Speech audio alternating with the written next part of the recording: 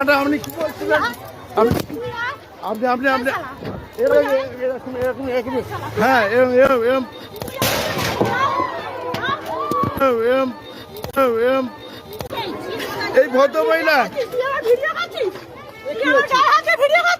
এই ভাই এই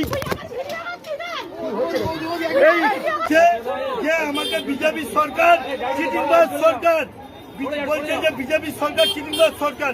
এই ভদ্র মহিলা একজন সিভিকের কাজ করে। যখন আমি বলছেন যে বিজেপি সরকার চিটিংবাজ, তখন ইনি আমাকে ঠেলে আমার এই পরিস্থিতি করেছে, আমাকে ইনজোর করে দিয়েছে। আপনারা দেখুন এই ভদ্র মহিলা এই ভদ্র মহিলা এই ভদ্র মহিলা এই ভদ্র মহিলা এরকম করেছে আমাকে। এই ভদ্র মহিলা এই ভদ্র মহিলা ইনি কি 15ই জুন থেকে 18ই জুন পর্যন্ত সারা রাজ্য জুড়ে চলছে জনকল্যাণ শিবির।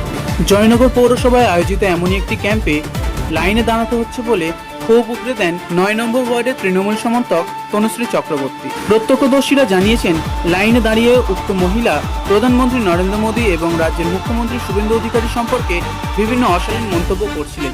উক্ত সময়ে ঘটনাস্থলে উপস্থিত বিজেপি কর্মী শোভন মতিলাল মহিলাটির মন্তব্যের প্রতিবাদ করলে উক্ত মহিলা ইট ছুঁড়ে বিজেপি কর্মীর মাথা ফাটিয়ে দেয়। ইতিমধ্যেই উক্ত মহিলাকে আটক করে তদন্ত শুরু করেছে জয়নগর থানা।